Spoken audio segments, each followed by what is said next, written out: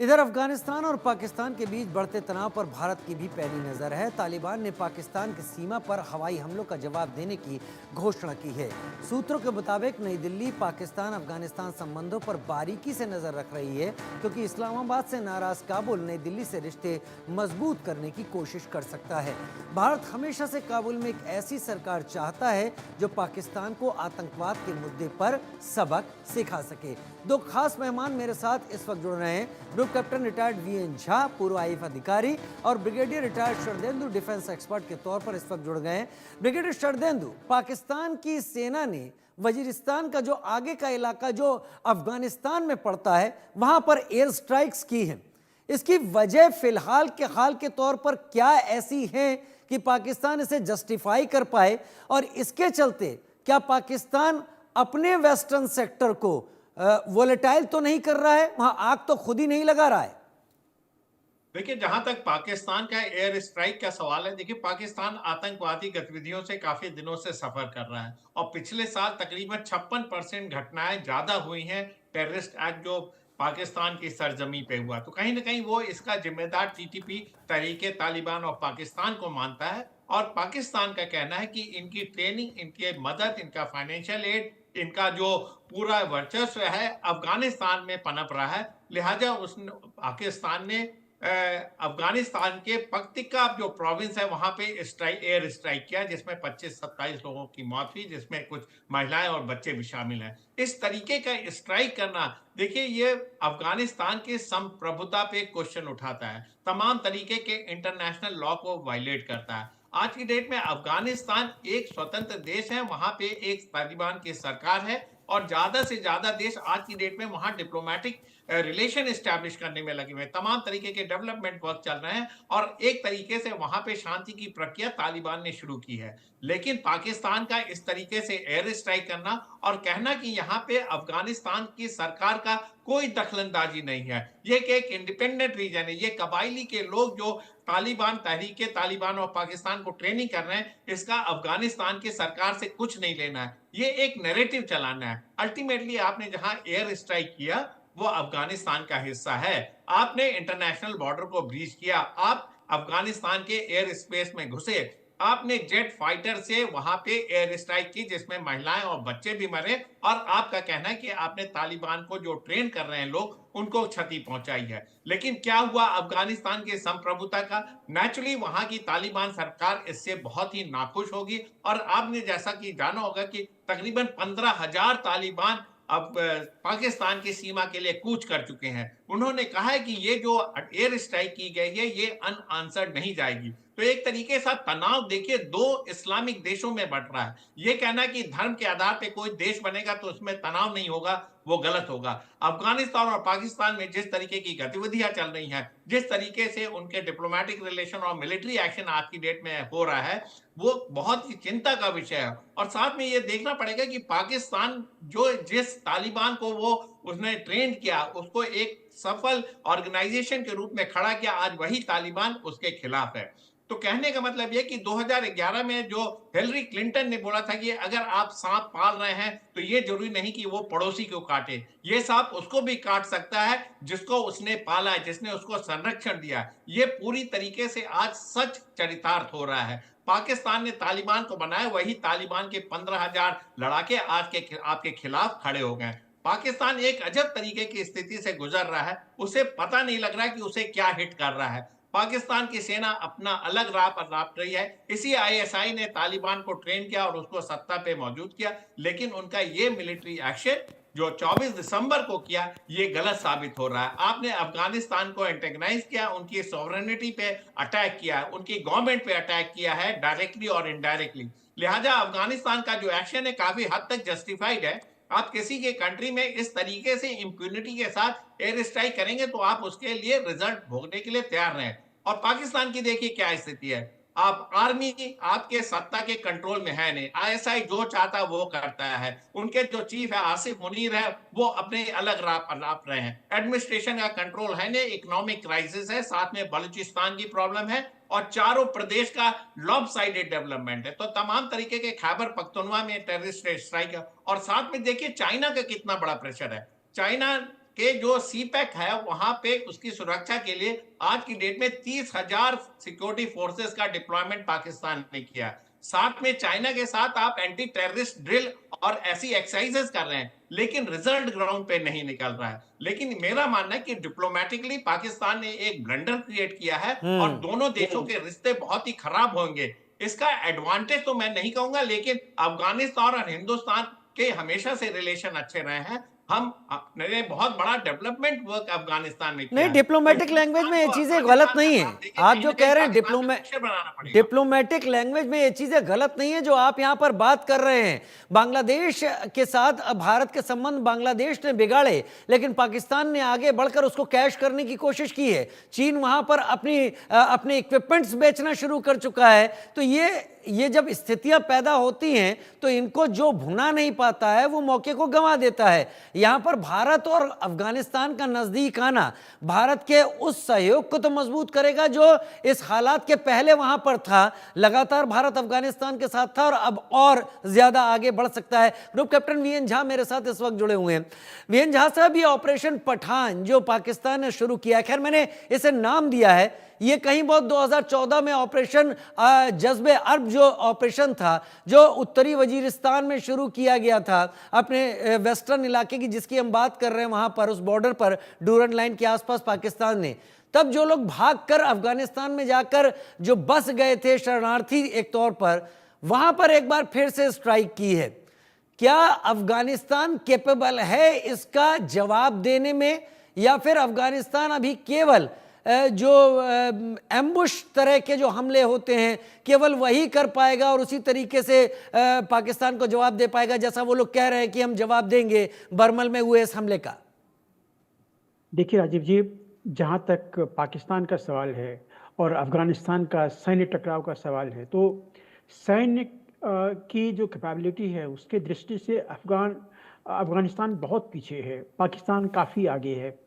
और पाकिस्तान के पास में ये जो जिहादी फोर्सेस हैं, लगभग 35-40 हज़ार के आसपास में जिहादी फोर्सेस भी हैं जो मोस्टली आईएसआई उसको कंट्रोल करता है। तो ये तो सैन्य क्षमता हो गई। अभी ब्रिगेडियर साहब ने बड़े अच्छी तरह से सारा परिप्रेक्ष्य दिया हुआ कि किस तरह से हवाई स्ट्राइक, जो एयर स्ट्राइक हुआ है अफगानिस्तान के ऊपर में, वो क्या हुआ है। और ये पहली बार नहीं हुआ है। ये जो कल जो हवाई स्ट्राइक हुआ है वो इस साल का तीसरा मेजर हवाई स्ट्राइक है अफगानिस्तान के सरजमीन पे। और इसी साल नहीं, इसके पहले भी आप याद कीजिए उन दिनों का जबकि तालिबान जो है वो पूरे अफगानिस्तान पे कंट्रोल कर रहा था। एक छोटा सा एरिया जो कि इसके अंदर में नहीं आ रहा था, तो पाकिस्तान ने हेल्प किया था एयर स्ट्राइक करके वहाँ के जो जिहादी थे उसको मारने का। तो ये सिलसिला काफ़ी दिनों से चल रहा है और ये ख़त्म भी नहीं होगा। उन्होंने बड़ी अच्छी बात कही कि इसमें धार्मिक एंगल जो है वो ना देखें। मैं थोड़ा सा यहाँ पे डिफर करता हूँ, क्योंकि जो फैक्शंस हैं इस्लाम के, शिया वर्सेस सुन्नी, देखिए सलाफिस्ट ग्रुप जितना भी हैं वो दूसरों को बर्दाश्त नहीं कर सकते हैं। और इसीलिए आप देख रहे हैं कि अफगानिस्तान में ये लोग आपस में लड़े हैं, इराक में ये लोग आपस में लड़े हैं, पाकिस्तान में तो लड़ ही रहे हैं, यमन में लड़े हैं, यहाँ पे कि इस सीरिया में इतने दिनों से लड़ाई कर रहे हैं। ये इनकी फितरत है। सूडान में अभी लड़ाई कर रहे हैं, military versus rapid action team जो उनकी है।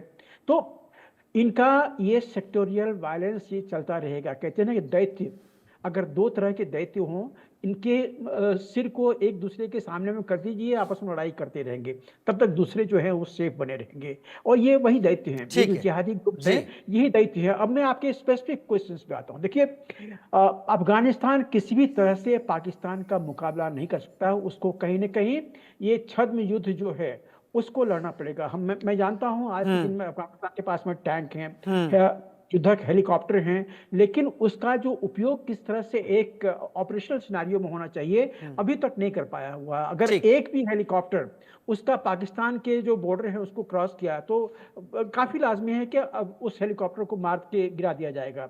एक भी टैंक अगर दूसरे तरफ में गया तो टैंक को मार दिया जाएगा। तो ये पॉसिबिलिटीज है। इसलिए अब दिखाने के लिए वो जरूर कुछ ना कुछ करेगा, या तो अपने तोप के गोले हैं वो फेंकेगा पाकिस्तान की तरफ में, पहले भी ये फेंकता रहा है, जिससे पाकिस्तान को नुकसान भी हुआ है, इक्के दुक्के उसके सैनिक भी मरे हैं।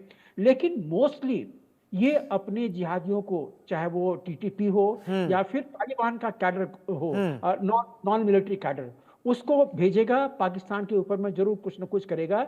लेकिन ये छद्म युद्ध है, इसमें पाकिस्तान को नुकसान तो उठाना ही पड़ेगा। आज के दिन में उसको नुकसान नहीं है, ये पहले भी नुकसान होता रहा है। मतलब और ये चोरी भी चोरी छुपे हमला करके तालिबान या अफगानिस्तान यहाँ पर अपना जवाब देने की कोशिश जरूर करेगा।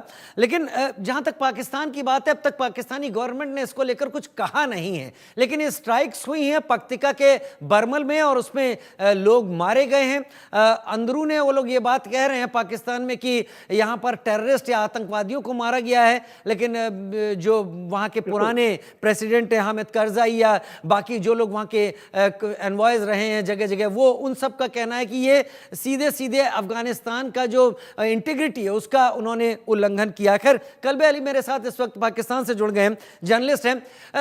कल्बे साहब, इसको डिटेल में जरा हमें समझाने की कोशिश करें।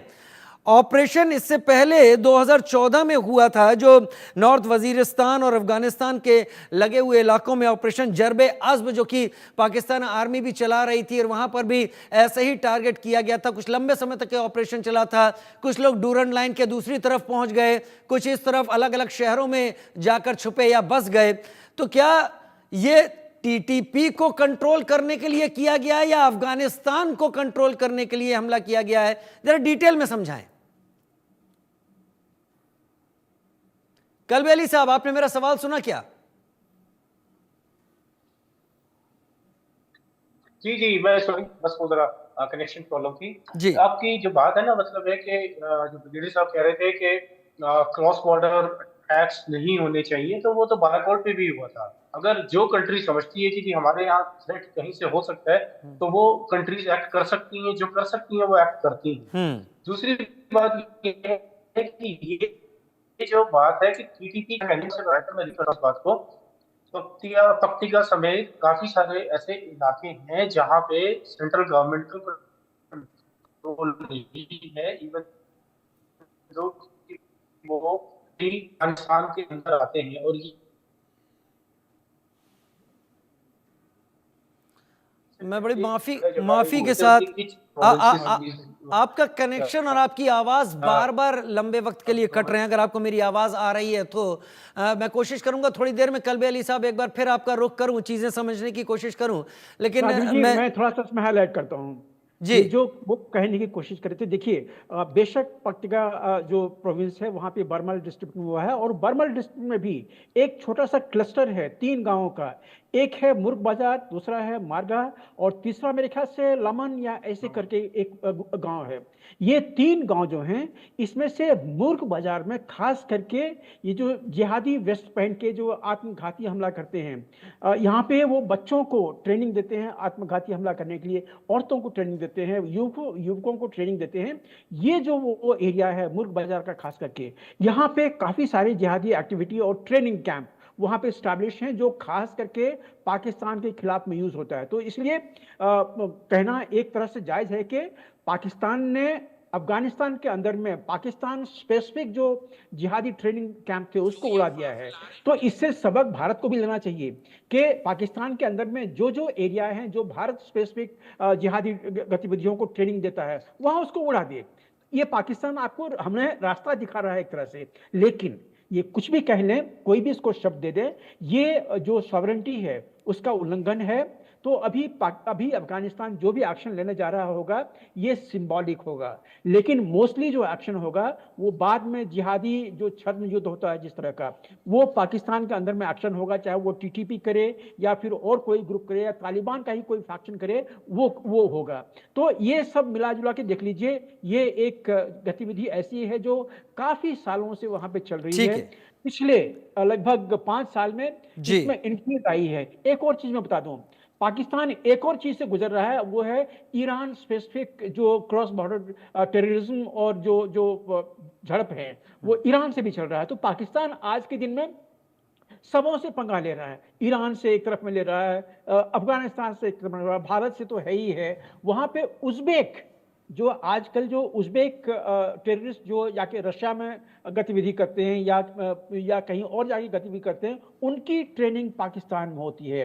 तो उज़्बेकिस्तान स्पेसिफिक जो ट्रेनिंग कैंप हैं वो भी पाकिस्तान में है। ठीक है, ब्रिगेडियर शरदेंदु, क्या डूरन लाइन के दूसरी तरफ बैठा हुआ अफगानिस्तान अब इस पूरे एरिया को चार्ज कर देगा या यहां पर आग लगने की तैयारी अब आप समझ रहे हैं?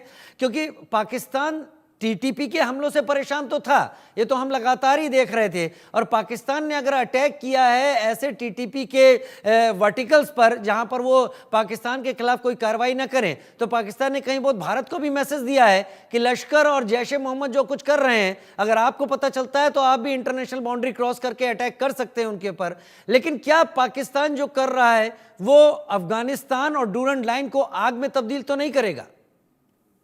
देखिए, मेरा जो सोचने का पर्सपेक्टिव है, आपको इसको इंटरनेशनल लॉ के तहत समझना पड़ेगा और दो देशों की संप्रभुता को समझना पड़ेगा। आप किसी के जो इंटीग्रिटी, नेशनल इंटीग्रिटी, जो इंटरनेशनल बॉर्डर है, आपको इतने इम्प्यूनिटी के साथ आप क्रॉस करके ऐड करेंगे तो आप कुछ रिसीव करने के लिए भी तैयार हैं, रिटेलिएशन के लिए तैयार हैं। जिस तरीके के ड्यूरेंट लाइन का जो मामला है, आपने अफगानिस्तान के अंदर घुस के एयर स्ट्राइक की है बगैर वार्निंग के, बगैर अफगानिस्तान की सरकार को बताए हुए।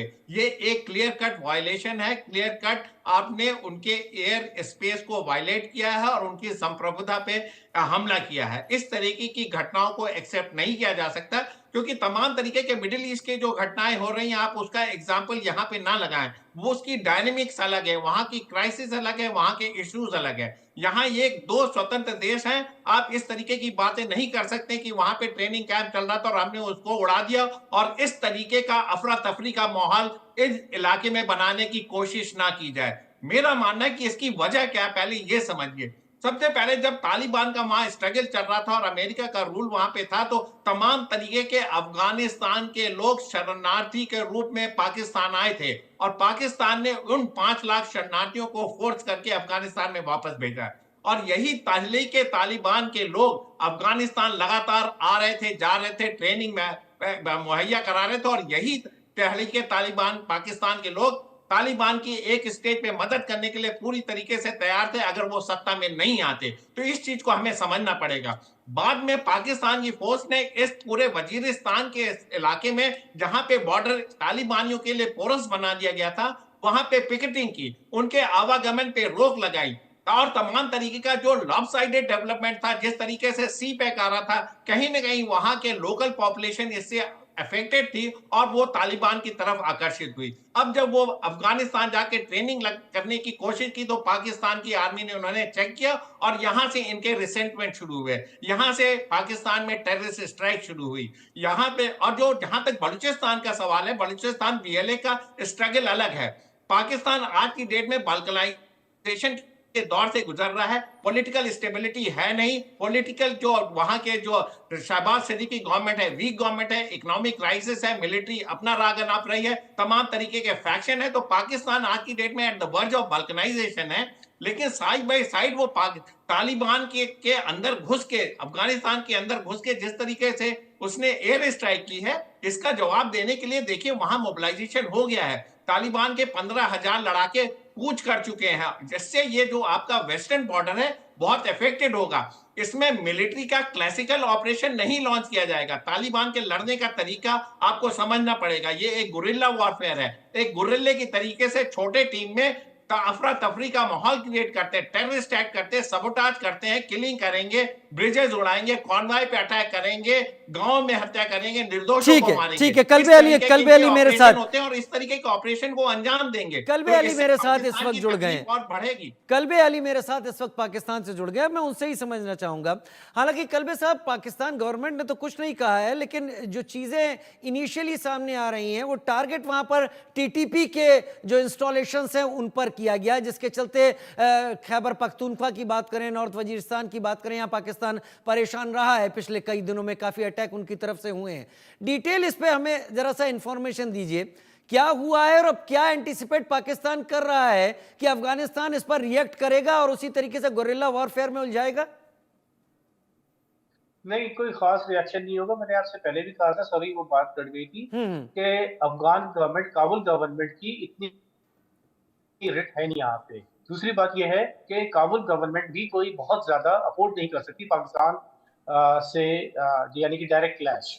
और तीसरी बात है कि उनका कोई फायदा भी नहीं है जो काबुल गवर्नमेंट तालिबान गवर्नमेंट का इस क्लैश में, क्योंकि जो लोग टीटीपी की बात कर रहे हैं वो काबुल गवर्नमेंट को सिर्फ इतना फायदा दे रहे हैं कि जब अमेरिकन गए थे तो उनके पास इतनी स्ट्रेंथ या इतनी कैपेसिटी नहीं थी कि वो सारे इलाकों पे कब्जा कर सकते होते। तो उसमें टीटीपी का बहुत मेजर रोल था, उनके पास मैन पावर थी, उनके इलाके में उनकी स्ट्रेंथ थी। तो इसलिए अब अगर टीटीपी वालों का काफी ज्यादा, जो पाकिस्तान की जो हमारी अथॉरिटीज हैं, पाकिस्तान के जो लोग हैं, उनका कहना है कि टीटीपी के ऊपर फंडिंग और काफी ज्यादा इनपे इंफिल्ट्रेशन या उनमें सपोर्ट है इंडियन एजेंसीज की, और काफी लोगों का भी नाम है, लेकिन मेनली इंडियन एजेंसीज की। तो इसलिए जितने भी आतंक अटैक्स या जो भी आप कह लें, ये जो पाकिस्तान के अंदर हो रहे हैं टेररिस्ट अटैक्स, इसके पीछे जो की प्लानर्स हैं वो इंडियन एजेंसी वाली अथॉरिटीज हैं और उनको टारगेट किया गया है। तो काबुल गवर्नमेंट, तीन अलग अलग डिफरेंट फरीक है यहाँ पे, और पाकिस्तान की स्टैब्लिशमेंट या मिलिट्री गवर्नमेंट सब एक साथ है इस केस में। दूसरी बात जो अमूमन आप सब लोग कंफ्यूज कर रहे हैं कि जब अगर पाकिस्तान के जो इंटरनल क्राइसिस हैं, ये दुनिया में होता है, इंडिया में भी, कि जब इंडिया पाकिस्तान का कोई झगड़ा होगा तो वो इंटरनल क्राइसिस लोग जरा नीचे हो जाती है। तब ये जो छोटे छोटे जो इश्यूज हैं वो उतने बड़े नहीं होते जो कि वैसे रूटीन में बड़े हैं। तो यहाँ पे अफगानिस्तान की इतनी कैपेसिटी भी नहीं है और ना उनकी विलिंगनेस है, ना उनका इंटरेस्ट है कि वो पाकिस्तान से डायरेक्ट हेड ऑन क्लैश पे जाएं, कैपेसिटी नहीं है। चौथी एक चीज में जो टेक्निकल बात जो ब्रिगेडियर साहब ने कही है कि ये जो छापामार युद्ध और ये सब जो बातें, गुरिल्ला वॉरफेयर, एक्चुअली ये पाकिस्तान आर्मी के ट्रेंड लोग हैं। अच्छा। पाकिस्तान आर्मी ने ही इन लोगों को इस ट्रैक पे लेके आए हैं और उनको पता है। तो पाकिस्तान आर्मी की अपनी जो स्ट्रेंथ है वो खुद एक किसी हद तक वो रेगुलर आर्मी के साथ साथ एक थोड़ी सी टैक्टिकल आर्मी भी है। और इसीलिए, और उसकी वजह क्या है कि स्ट्रेटेजिकली स्पीकिंग कि पाकिस्तान और इंडिया का शुरू से एक हेड ऑन कुछ ना कुछ रिफ्ट रही है, कम या ज्यादा। पाकिस्तान आर्मी कभी भी इंडियन आर्मी से हेड ऑन और एक रिवायती जो एक ट्रेडिशनल और कन्वेंशनल वॉरफेयर है उसमें नहीं आगे सामने फेस कर सकती। तो वो एक guerrilla warfare is part of Pakistan army regime, doctrine का हिस्सा है। तो इसमें जो अफगान हैं उनको जो सबसे ज्यादा जो अफगान मुजाहिदीन है जो 1979 के बाद ट्रेन हुए थे, तो उनको पाकिस्तान आर्मी ने ट्रेन किया था ना, तो उन्हें गुरिल्ला वॉरफेयर सिखाया। Actually part of exactly. आप चेन बहुत अच्छी, कलबे साहब आप चेन बहुत अच्छी जोड़ रहे हैं और हमें भी क्लियर हो रहा है। मैं किसी भी प्रेजुडिस के साथ इस चीज को नहीं अभी देख रहा, मैं आप जैसे बता रहे हैं और वो चीजें वहां पर आ रही हैं, क्योंकि पाकिस्तान का ये मानना है भारत से सीधा हेड ऑन क्लैश नहीं कर सकता, तो गुरिल्ला वॉरफेयर अपनाया पाकिस्तान आर्मी ने और वही ट्रांसफर वहां पर किया। लेकिन क्या इससे आप अपना जो टीटीपी के चलते जो परेशानी थी पाकिस्तान को, क्या इस डूरन लाइन को और ज्यादा वोलेटाइल तो नहीं कर रहा है पाकिस्तान? टीटीपी से क्या बैकलैश बहुत तगड़ा तो नहीं मिल सकता है, ऐसा एंटीसिपेशन? ये किसी को नहीं पता, मतलब किसी को कोई भी नहीं कह सकता कि टीटीपी वाले भी कोई छोटे लोग नहीं है। छोटे से मतलब फाइटर्स की हैसियत से, मतलब वो एक डेंजरस फाइटर्स है। और आप ही के चैनल पे मैंने बहुत पहले कहा था कि जो कबायली लोग हैं कुर्रम से लेके आगे पीछे और अफगानिस्तान वाली साइड के, ये जो हैं इनको हम वीक या रूटीन के ट्राइबल ना समझे। जैसे मैंने उस वक्त भी कहा था कि जैसे इंडिया के ट्राइबल्स होते हैं वो बेचारे थोड़े बैकवर्ड से लोग हैं, कमजोर लोग हैं फाइनेंशियली भी, और उससे आप कंपेयर ना करें। ये ट्राइबल्स डिफरेंट ट्राइबल्स हैं, तो इनका बैकलैश क्या होगा, कितना डेंजरस हो सकता है, या ये कॉम्प्रोमाइज पे आएंगे, ये दोनों बातें किसी को कोई डायरेक्टली नहीं कह सकता। क्योंकि एक और भी चीज जो इन ट्राइबल्स में है, ये बड़ी जल्दी अपने पैसे और अपने फायदा देख के वो अपनी बात से मुकर भी जाते हैं। अच्छा मैं 2014 तक ले जाता हूं क्योंकि आपसे बहुत बेहतर पता चलेगा। अगर मैं गलत नहीं हूं तो ऑपरेशन जर्बे अज़्म शुरू किया गया था 2014 में केपीके में, नॉर्थ वजीरिस्तान में, और वो काफी लंबे वक्त तक चला था।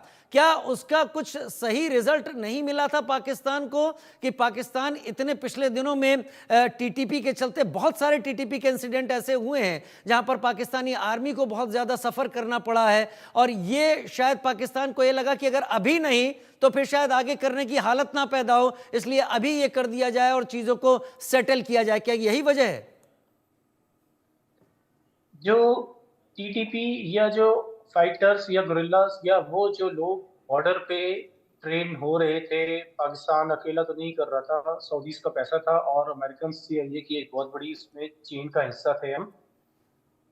हैं अभी छोटा है, लेकिन पहले भी तो बहुत ही बड़े वाज़ेह क्लियर चेन का हिस्सा थे। ये जो चीज़ है, ये इतनी आसानी से नहीं रिज़ॉल्व होगी क्योंकि अभी भी बहुत सारे लोगों के स्टेक्स हैं। और इवन जब अमेरिकन्स थे तब भी, और जो बात ये आप भी समझते हैं, सारे गेस्ट भी समझते हैं कि कहीं न कहीं बैक चैनल में हर एक जगह पे कुछ न कुछ कॉन्टैक्ट्स होते हैं, रहते हैं। मसलन बीएसएफ और रेंजर्स के हमेशा से कॉन्टैक्ट्स रहते हैं। 1 जनवरी को इंडिया और पाकिस्तान दोनों अपनी न्यूक्लियर जो इंस्टॉलेशंस है उसकी लिस्ट शेयर करते हैं। तो ये वाले जो कॉन्टैक्ट्स हैं रहते ही हैं। एक बिल्कुल मतलब track two diplomacy type of बात कर रहे हैं आप, जो रहती है। अब इसमें मैं जो ऐड करना चाह रहा हूँ कि इसमें यह है कि अभी तक जो सबसे ज्यादा जो one of the worst year गया है पाकिस्तान आर्मी की कैजुअल्टीज का अगेंस्ट टेररिज्म, ये 2024 है।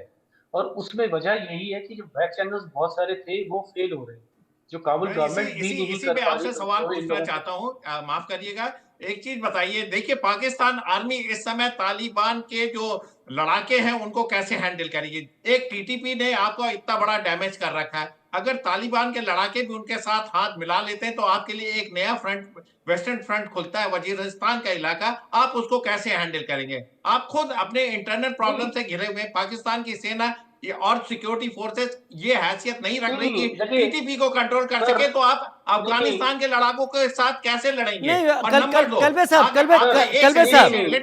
साहब, मुझे लगता है वाजिब बात है, अगर टीटीपी के चलते इतना कुछ करना पड़ रहा है तो बाकी अफगानिस्तान अगर ऐसे इन्वॉल्व होता है तो बहुत मुश्किल नहीं होगी पाकिस्तान को?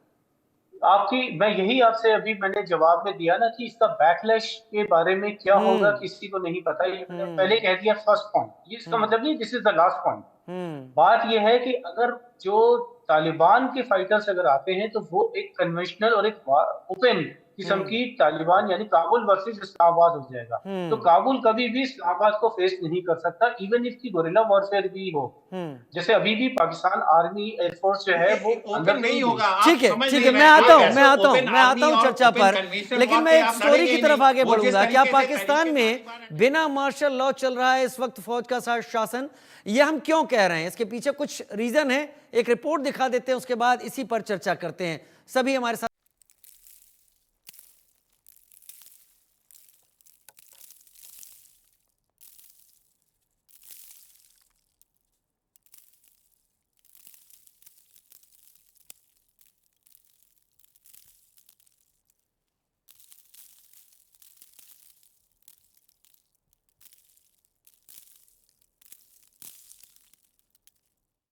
पाकिस्तान के हालात देख क्यों भड़के अमेरिका और ब्रिटेन? भारत के बंटवारे से बने पाकिस्तान के अधिकांश हिस्से वहां के नेताओं की नाकामी के चलते जहन्नुम जैसे बन चुके हैं। आधा समय जनता की चुनी कथित लोकतांत्रिक सरकार और करीब उतना ही समय डायरेक्ट मिलिट्री रूल से चल चुका पाकिस्तान एक बार फिर उसी राह पर आगे बढ़ता दिखाई दे रहा है। पाकिस्तान के लोकतंत्र को फौज के जनरल के बूटों तले कुचलने जैसी अटकलें लगाई जा रही हैं। बीते कुछ समय से चल रहे हालात फौजी शासन लगने के संकेत दे रहे हैं। ये कोई सामान्य बात नहीं बल्कि इतना गंभीर मामला है कि ऐसी अटकलों की आहटों से अमेरिका, यूनाइटेड किंगडम और यूरोपियन यूनियन सहम चुके हैं। हाल ही में पाकिस्तान की सैन्य अदालतों की ओर से 25 नागरिकों को सजा सुनाए जाने की आलोचना की। दोषी करार दिए गए लोगों पर 2023 में विरोध प्रदर्शनों के दौरान सैन्य प्रतिष्ठानों पर हमले में शामिल होने का आरोप था। वो सभी विरोध प्रदर्शन पूर्व प्रधानमंत्री इमरान खान की गिरफ्तारी के खिलाफ किए गए थे। इमरान के समर्थकों ने उनकी गिरफ्तारी का विरोध करते हुए कई सैन्य दफ्तरों, गाड़ियों पर हमले किए थे। मई 2023 में गिरफ्तारी के बाद इमरान खान को कुछ समय के लिए रिहा किया गया, लेकिन अगस्त में फिर से गिरफ्तार कर लिया गया। तब से वो जेल में ही है। पाकिस्तान सैन्य न्यायाधिकरण ने नागरिकों को 2 साल से 10 साल की सजा सुनाई है। इस फैसले से पाकिस्तान तहरीक-ए-इंसाफ पार्टी यानी कि पीटीआई के संस्थापक इमरान खान के समर्थकों ने चिंता बढ़ गई है। पूर्व नेता से जुड़े मामलों में भी सैन्य अदालतों को सौंपा जा सकता है। पाकिस्तान के सैन्य कोर्ट सालों से सवालों के घेरे में रही है। अमेरिका, ब्रिटेन, यूरोपीय यूनियन ने पाकिस्तान सैन्य कोर्ट के 25 नागरिकों को सजा सुनाने वाले फैसले की कड़ी आलोचना की है। अमेरिका ने 25 नागरिकों को दोषी ठहराए जाने पर गहरी चिंता व्यक्त की और दावा किया कि सैन्य अदालतों में न्यायिक स्वतंत्रता, पारदर्शिता और उचित प्रक्रिया की गारंटी का अभाव है। ब्रिटेन ने पाकिस्तान सरकार से नागरिक और राजनीतिक अधिकारों पर अंतर्राष्ट्रीय अनुबंध के तहत अपनी जिम्मेदारी को बनाए रखने की अपील भी की है। विदेश राष्ट्रमंडल और विकास कार्यालय के प्रवक्ता ने अपने बयान में कहा कि सैन्य अदालतों में पारदर्शिता और स्वतंत्र जांच का अभाव है और वे निष्पक्ष सुनवाई के अधिकार को कमजोर करती हैं। पाकिस्तान में बिगड़ते हालात के बीच जिस तरह से सैन्य अदालत भी लगातार सवालों के घेरे में है, ऐसे में निश्चित तौर से चिंता की बात है। Bureau report, India news. तो ये केवल भारत में नहीं कहा जा रहा है, ये अब इंटरनेशनली होने लगा है। पाकिस्तान को लेकर इंटरनेशनली अमेरिका की बात करें, ब्रिटेन की बात करें, फ्रांस की बात करें या बाकी दूसरे कंट्रीज की बात करें, वो पिछले कुछ दिनों में पीटीआई से जुड़े हुए लीडरान को लेकर आए फैसलों को लेकर काफ़ी ज़्यादा चिंतित हैं और परेशान ये भी कि कोई आर्मी का कोर्ट इस तरीके से कैसे सज़ा सुनाता चला जा रहा है। मैं इसको भी इस टॉपिक में डिस्कशन में लाना चाहूँगा। कल्बे अली हैं, उन्हीं से ही शुरुआत कर लेता हूँ, पाकिस्तान से हैं। कल्बे साहब, मुझे पता है जब हम पाकिस्तान में किसी से बात करते हैं तो कई बार ये लगता है उनको कि हमें किस चीज़ पर कितना जोर देना है, कितना एलेबोरेट करना है। ये तो एक डूरन लाइन पर अलग कहानी शुरू हो गई, लेकिन पीटीआई पिछले कुछ दिनों तक जो कुछ करती रही, 25 लोगों को आर्मी कोर्ट यहाँ पर सज़ा सुना रही है। फिर अलग अलग कंट्रीज से कहा जा रहा है कि आर्मी कोर्ट अगर इतना दखल देने लगेगी तो वो कहीं ठीक नहीं होगा। क्या 5960 के अंडर में जो इमरान खान को इस वक्त कोर्ट में उनका ट्राई किया जा रहा है, उनका ट्रायल चल रहा है, जो उसको लेकर क्या बहुत दबाव में तो नहीं है पाकिस्तान, या फिर शहबाज और बाकी चीजें चाहते हैं कि पीटीआई को उस जगह पहुंचा दिया जाए जहां से वो एक चैलेंज की तरह ना उभरे? मेरा आपकी बात से सिर्फ एक छोटा सा इख्तलाफ, यानी कि थोड़ा सा वो है, मैं डिफर करूंगा कि आपने कहा जी आजकल बगैर मार्शल लॉ के मार्शल लॉ लग रहे हैं। देखिए पाकिस्तान की कितने 70-75 साल जितने भी हमारे हो गए हैं मतलब आज़ादी के, इसमें से कोई 10 साल निकाल दे तो बाकी हर वक्त ही ऐसा रहा है। ये कौन सा नया टाइम आया है? हमेशा से ही एक विदाउट इवन हर डेमोक्रेटिक दौर में तो विदाउट अनअनाउंस्ड मार्शल लॉ या इंटरफेरेंस ऑफ द, और बल्कि हम बहुत सारे लोग, मैं तो ओपनली आपसे कह रहा हूँ कि पाकिस्तान की सबसे बड़ी most financed and well established most organised अगर पॉलिटिकल पार्टी है तो वो आर्मी है। तो ये तो हम ओपनली मान रहे हैं, सब कोई कहते हैं, इवन पॉलिटिशियंस भी कहते हैं, ये तो बात बड़ी क्लियर है। अब रही बात कि आज 25 को तो आप 2 दिन पहले की बात कर रहे हैं, आज 60 लोग और भी हैं जिनको क्या सजा हो गई है, जो वही 9 मई के चक्कर में मिलिट्री कोर्ट से। तो ये जो बात हम कहते हैं ना, ये एक बात मेरी याद रख लीजिए, लिख लीजिएगा आप भी, मतलब हम सब यहाँ प्रोफेशनल टेक्निकल लोग बैठे हैं। अमेरिका और वेस्ट वाले जो है ना, उनका हर वक्त 3 या 4 या 5 रुख होते हैं, मुंह होते हैं। और ये जो बात मैंने इससे 70-75 साल की क्यों मजाक में कही कि शुरू से ये हो रहा है, और जब जरूरत पड़ती है तो अमेरिका पाकिस्तान उनका मोस्ट फेवरेट कंट्री होता है, नॉन नेटो अलाई भी रहे हैं, हम एक उनके सेंटर के मेंबर भी थे, अमेरिकन वेपनरी भी सबसे आता है, यूएस एड भी बहुत ज्यादा आती रही है, और ये हर वक्त ये सब कुछ होता रहा है, जबकि हम पे बीच में सैंक्शंस भी लगते रहे। ये 1989 में लगा था शायद प्रेसिलर अमेंडमेंट, या 1990 में, उस वक्त से लगा था, और उसी के दौरान हमारा मिसाइल प्रोग्राम भी डेवलप हुआ, और हमने, शायद आपको याद हो ना याद हो, बड़ा एक हंगामा हो गया था इंडियन पार्लियामेंट में जब वाजपेयी साहब स्पीच कर रहे थे और उन्होंने कहा था कि जी उनके पास सारी रिपोर्ट्स हैं कि पाकिस्तान न्यूक्लियर वेपन मतलब डिवाइस एक्सप्लोड कर नहीं सकता। और जब वो कह रहे थे नहीं कर सकता, उन्होंने जैसे ही सेकंड टाइम बोलने की कोशिश की नहीं कर सकता, तो अपोजिशन वालों ने शोर मचाया कि भाई साहब आपको पता नहीं है, अभी अभी वो कर चुके हैं, और उस वक्त सैंक्शंस लगे हुए थे। तो बात सिर्फ यही है कि ये जो बातें हम कह रहे हैं ना कि वेस्ट वाले क्या कह रहे हैं, ये मेरी आप बात जो बात लिख के देखने वाली बात है, ये लिख के रखने, वेस्ट वाले बहुत जबरदस्त झूठे हैं, बहुत हर एक के साथ फ्रॉड करते हैं, वो हमारे साथ भी डबल प्ले कर रहे होते हैं, खैर आपका ये बेलाग जो यहाँ पर बातें रखने का तरीका है। एक बात तो साफ है कि पाकिस्तान में आर्मी सबसे बड़ी पार्टी है, ये बात अक्सर सुनने में आती है कि दुनिया में जो कंट्रीज हैं उनके पास आर्मी है, पाकिस्तान में आर्मी के पास कंट्री है। खैर वो हालात अलग है और आप लोग उससे लड़ भी रहे हैं, आप लोग उसमें जी भी रहे हैं। मैं वीएन झा साहब का रुख करूंगा। वीएन झा साहब, हम अक्सर देखते हैं आर्मी कोर्ट्स वर्दीधारियों से जुड़े हुए मामलों पर अपना दखल रखते हैं और उस पर आगे बढ़ते हैं, लेकिन पाकिस्तान में ऐसा एक अलग सारा कॉन्स्टिट्यूशन अमेंडमेंट आ गया जहां पर आर्मी कोर्ट्स पूरी तरीके से दखल पॉलिटिशियंस में या दूसरों केसेस में भी रखने लगे हैं, और ख़ासतौर पर पिछली वायलेंस के बाद तो ये अब उसका असर दिख ही रहा है। पाकिस्तान अब कहाँ आगे बढ़ रहा है? क्या हमारा ये मानना, हम तो कयास ही लगा सकते हैं, क्या फिलहाल आज के हालात में जो है वो आगे चलकर मिलिट्री रूल को एक बार और उसके लिए रास्ता साफ कर रहा है?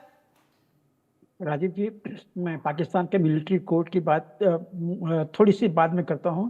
मुझे एक छोटा सा ऑब्जेक्शन था जो हमारे पाकिस्तानी जर्नलिस्ट ने कहा था कि पाकिस्तान के अंदर में जब भी टीटीपी ने स्ट्राइक की है या जिहादी स्ट्राइक किया है तो शायद भारत के इशारे पे किया है। मैं इससे डिसएग्री हूं, क्योंकि ये आज की बात नहीं है। ये हमने तब भी देखा था जबकि अमेरिकी फोर्स पाकिस्तान में थी, अफगानिस्तान के खिलाफ एक्शन ले रही थी। तब कितनी बार ये जो फोर्सेस हैं वो उन्होंने अपने ही पाकिस्तानी मिलिट्री के ऊपर में स्ट्राइक की थी, जो वहाँ की जिहादी फोर्सेस थे। उन दिनों में इनका नाम और भी बहुत कुछ हुए करते थे, लेकिन ये उन्हीं दिनों से है। तो इसलिए भारत को डायरेक्टली इसमें घसीटा कि ये भारत के इशारे पे करता है, मैं इससे डिसएग्री करता हूँ। और आज के दिन में जो भारत सरकार है उसकी पॉलिसी कतई नहीं है। फिर भी मैं भारत सरकार का नुमाइंदा नहीं हूँ। मैं आपको इतना जरूर बता सकता हूँ बहुत कंफर्मेशन के साथ में कि वहाँ पे जो भी स्ट्राइक्स होती हैं, जो जिहादी अटैक होती हैं across the line of border, तो ये वहाँ की जो हालात हैं, जब भी तहरीके तालिबान पाकिस्तान को ऐसा लगता है कि उनके खिलाफ में कुछ ऐसी गतिविधि चल रही पाकिस्तान में जो उनके बहुत खिलाफ है, तो चाहे वो एयरफोर्स के कैंप में घुस के अटैक करे या फिर आर्मी के कैंप में के खिलाफ करे या फिर खैबर पख्तूनख्वा में उसके अंदर में जाके बहुत सारे अटैक करे, ये बहुतों अटैक हुए हैं, भारत सरकार के इशारे पे कतई नहीं हुए। अब आता हूं आपके बात पे, जो आपने कहा था कि पाकिस्तान कोर्ट की क्या हैसियत है। देखिए, जैसे आपने कहा था कि वहां के कॉन्स्टिट्यूशनल अमेंडमेंट हुए हैं कि हर सरकार को, आप तो ये जानते हैं कि पाकिस्तान में सबसे जो सशक्त पार्टी है, पॉलिटिकल पार्टी या मिलिट्री पॉलिटिकल पार्टी, वो पाकिस्तानी मिलिट्री है। अगर क्योंकि आज के दिन अगर मिलिट्री की वहां पे सच्चाई नहीं, कलवे अली भी इस बात को एक्सेप्ट कर रहे हैं कि आर्मी से बड़ी पार्टी वहां कोई नहीं है। जी हाँ। तो आज के दिन में अगर उनकी जो क्रेडिबिलिटी कम हो जाती है तो फंडिंग जो होता है आर्मी का वो बिल्कुल कम हो जाएगा, बंद हो जाएगा, और कल को फिर वो टुकड़े टुकड़े में बंटने के लिए तैयार हो जाएगी। तो इसीलिए वहां की मिलिट्री जो है उन्होंने कोर्ट में, कॉन्स्टिट्यूशन में अपने वो तब्दील की थी, और इसीलिए कोई भी हरकत अगर सिविलियन वहां पे ऐसा करता है जिसका इंपैक्ट वहां पे मिलिट्री एस्टैब्लिशमेंट को या नेशन को उसको पड़े, तो फिर उसको अधिकार है कि वो अपने कोर्ट में उसको चलाए। आपको याद होगा जब इमरान खान जब जेल में गए थे तो उन्होंने अपने जो फॉलोअर्स थे उनको कहा था कि तुम अटैक करो, पाकिस्तानी एस्टैब्लिशमेंट पे अटैक करो। यहाँ की कोर कमांडर के घर पे उन्होंने अटैक कर दिया था। तो ये सब सारी चीजें हुई थी। इसलिए ये कहना कि उनको उनके हक में नहीं है कि उन सिविलियंस के ऊपर वो मुकदमा चलाए, नहीं, मैं डिसएग्री करता हूं। उसके कॉन्स्टिट्यूशन में अगर ये है कि ऐसे गतिविधियों के लिए वहां पे पाकिस्तानी आर्मी जो है उसके ऊपर में केस चला सकती है, निर्णय दे सकती है, मैं एग्री करता हूं इससे। हाँ, उसका आउटकम जो होगा उसको सिविल परिप्रेक्ष्य में उसको वहां के हाई कोर्ट में या वहां के सुप्रीम कोर्ट में चुनौती दी जा सकती है, और काफी ज्यादातर इसके पॉसिबिलिटी है कि वो शायद वो केस बरी हो जाए। लेकिन ये जो हक है वो पाकिस्तानी मिलिट्री को उसके कॉन्स्टिट्यूशन ने दी हुई है। मैं इसी बात पर तो आ रहा हूं सर कि इससे क्या आगे का रास्ता साफ नहीं होता है? जियाउल हक यूं ही पैदा नहीं हुए हैं, या याह्या खान किजलबश ऐसा ही नहीं आ गया, शख्स जो सबसे कम उम्र का ब्रिगेडियर बना था पाकिस्तानी आर्मी में। ये लोगों ने अगर अपना कंट्रोल रखा तो कुछ ऐसे ही रास्ते तैयार हुए होंगे, और एक रास्ता क्या उसका इशारा नहीं कर रहा? बिल्कुल वो इशारा कर रहे हैं, और सिर्फ इसका जो एग्जाम्पल है भरे पड़े हैं। आपने जियाउल हक की अभी बात कही, ये जो इशारे हैं, ये जो एग्जाम्पल हैं पाकिस्तान में भरे पड़े हैं। आज के दिन में भी जो कुछ गतिविधियां आप देख रहे हैं पाकिस्तानी आर्मी कर रही है, पाकिस्तानी आर्मी आज के दिन में काफी वीक हो गई है। नहीं तो इमरान खान ने उतने सारे सारे जो शब्द कहे हैं पाकिस्तानी आर्मी के खिलाफ, पाकिस्तानी जनरल के खिलाफ, मतलब और कोई होता, अगर किसी और कालखंड में नहीं, होता तो आप ये समझ के सोच सकते हैं आप कि सही इसका कह रहे हैं। क्या होता पाकिस्तानी जाएगा। आर्मी को अगर टारगेट किसी ने सबसे ज्यादा किया है तो वो नाम इमरान खान ही है, और शायद इसीलिए इमरान खान अभी तक जेल के अंदर है, क्या पता ये भी एक रीजन हो। लेकिन ब्रिगेडियर शरदेंदु, अब पाकिस्तानी आर्मी, गवर्नमेंट तो खामोश है, गवर्नमेंट ज्यादा बोल नहीं रही है, लेकिन आर्मी के लिए अब आगे कुआं पीछे खाई बनती नहीं दिख रही। यहां पर अगर वो इस तरीके का फैसला कोई इमरान खान के खिलाफ देती है, इंटरनेशनली यूएस भी एतराज जता रहा है, यूके भी जता रहा है, यूके यूरो कंट्रीज भी सारे जता रहे हैं, और बाकी भी कंट्रीज इसको देख रहे हैं कि वहां क्या चल रहा है। लेकिन उसके साथ अगर डूरन लाइन भी काफी ज्यादा वोलेटाइल हो जाती है तो पाकिस्तानी आर्मी का क्या फिर? देखिए, पाकिस्तान आज की डेट में बहुत ही डिफिकल्ट दौर से गुजर रहा है, और मैं तमाम जो आपके पैनलिस्ट हैं उनके विचारों से कईयों से सहमत है, कईयों के विचार से नहीं सहमत हूं।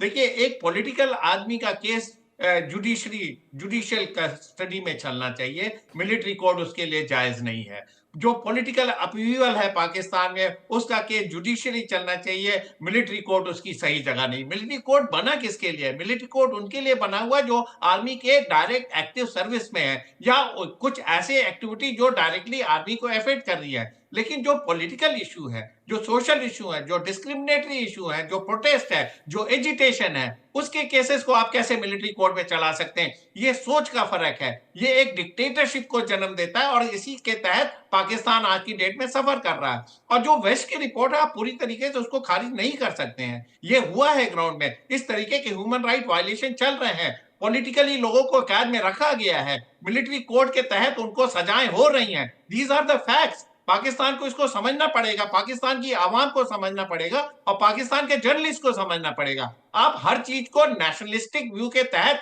अंडर कारपेट नहीं छुपा सकते हैं। देशभक्ति अपनी जगह है, वास्तविकता अपनी जगह है। आपके मेजर डिसीजन इससे अफेक्टेड होते चले जाएंगे। आप चाहे ड्यूरेंट लाइन आज की डेट में वॉलेटाइल हो रखी है, टीटीपी का आतंक आपके देश में बना हुआ है, तमाम तरीके के ब्रिगेडियर शरदेंदु, मैं कलबे अली को बीच में लाता हूं, जरा सा उनसे एक छोटा सा कमेंट ले लेता हूं। अब मेरे पास वक्त भी आगे धीरे खत्म हो रहा है। कलबे अली साहब, बहुत टू द पॉइंट, ये पाकिस्तान ने जो अटैक किया है, ये लेसन किसके लिए पाकिस्तान ने रखने की कोशिश की है? टीटीपी के लिए, तालिबान के लिए, या फिर जो थोड़े रिलेशंस खराब हो रहे थे बॉर्डर पर, ईरान के लिए? क्योंकि ईरान ने भी ऐसा ही एडवेंचर पाकिस्तान में किया था। तो क्या ये ईरान को मैसेज है या बाकियों को मैसेज है, और क्या ये वाकई पाकिस्तान का अपना फैसला है या यूएस ने इशारा दिया? देखिए, ये इतनी छोटी छोटी बात है, मैं नहीं समझता कि यूएस इन्वॉल्व होता है। वो बहुत बड़ी पावर्स हैं, और काफी पाकिस्तान आर्मी के भी और पॉलिटिशियंस के, हम सब के अमेरिका से बहुत गहरे लिंक्स हैं। बात सीधी सादी है कि टीटीपी और खुद अफगान गवर्नमेंट, ये दोनों बड़े वीक हैं। टेररिज्म अटैक में यानी दो बंदे अच्छे खासे नुकसान पहुंचा सकते हैं, तो इसलिए सिर्फ डायरेक्टली टीटीपी को लिया गया है। और जो मैं पहले भी कह चुका हूँ कि Kabul government is on board. आप देखिएगा, Kabul government will remain, obviously नजर आएगा कि ऑन बोर्ड से मुराद है, इसलिए कि वो खुद भी टीटीपी को जरा कंट्रोल करना चाह रहे हैं। और इसी टीटीपी के अलावा भी वहाँ एक बहुत बड़ा ग्रुप है जो, जिसका आप लोगों ने नाम नहीं लिया, वो है दाइश, आईएसआईएस उनके नॉर्थ में और वेस्ट में, उन्हीं इलाकों में है जो जरा अजबक है, ये सब लोग हैं। तो वो काबुल गवर्नमेंट आईएसआईएस से भी परेशान है, और क्योंकि आईएसआईएस वाले ऑफ एंड डाउन काबुल वालों को, काबुल गवर्नमेंट मतलब तालिबान गवर्नमेंट के जो ऑफिसर्स हैं उनको भी हिट करते रहते हैं। ठीक तो है, ये टीटीपी को कंट्रोल करना चाह रही है। यानी मैसेज आईएसआईएस को भी है, मैसेज टीटीपी को भी है। लेकिन एक अब अपडेट की तरफ चलते हैं, और क्योंकि हम बाकी काफ़ी कुछ पाकिस्तान और इसके बॉर्डर्स और बाकी चीज़ों पर डिस्कस कर चुके हैं, लेकिन इस बीच कजाकिस्तान एयर क्रैश पर एक बड़ा अपडेट भी सामने आया है, वो भी हम बता देते हैं। अज़रबैजान गवर्नमेंट के सोर्सेस के हवाले से खबर है, इस विमान को रूस ने मार गिराया है। अज़रबैजान का कहना है इस विमान पर रूस ने मिसाइल दागी थी। इस हादसे में 42 लोगों की मौत हो गई थी। बड़ी अजीब बात है। वीएन झा साहब, ग्रुप कैप्टन, ये अगर अज़रबैजान की गवर्नमेंट अभी ये कह रही है कि इसके पीछे रशिया का हाथ है, उसने मिसाइल से इसको क्रैश कराया है, तो ये तो बड़ी बात है यहां पर। देखिए, अब अज़रबैजान गवर्नमेंट क्या कहती है, ये उनका नज़रिया है। जहाँ तक मैं एयर सेफ्टी की बात समझता हूँ, ये पैसेंजर एयरक्राफ्ट था और वो भी हमने इस जो ये वीडियो क्लिप जो है हमने इसको बड़े साफ साफ देखा है। लगभग 300 फीट EGL, हाँ, मतलब exactly. ground level, ये फ्लाई कर रही थी और इसका अंडर कैरेज डाउन था। अगर रशियन एयर डिफेंस के मिसाइल्स को अगर शूट करना होता, कब की इसको शूट कर दी होती। वो इसका इंतजार नहीं करेगा कि वो अंडर कैरेज नहीं, डाउन आप करके वो बात लैंडिंग सही कह रहे हैं, कर और मुझे इसलिए भी समझ में आ रही है कि जो फुटेज है वो इस तरह का कोई इशारा नहीं दे रही। आग की जो पहली चिंगारी दिखती है वो नीचे लैंड करते ही जब इंपैक्ट हुआ है उस वक्त चिंगारी उठती है। मैं माफी के साथ आपको रोक रहा हूं क्योंकि ये खबर लानी थी और अजरबैजान गवर्नमेंट ने यहां पर ऐसा बड़ा इल्जाम लगाया रशिया के ऊपर तो रखा और आपका रिएक्शन लिया, लेकिन आप सभी मेरे साथ जुड़े और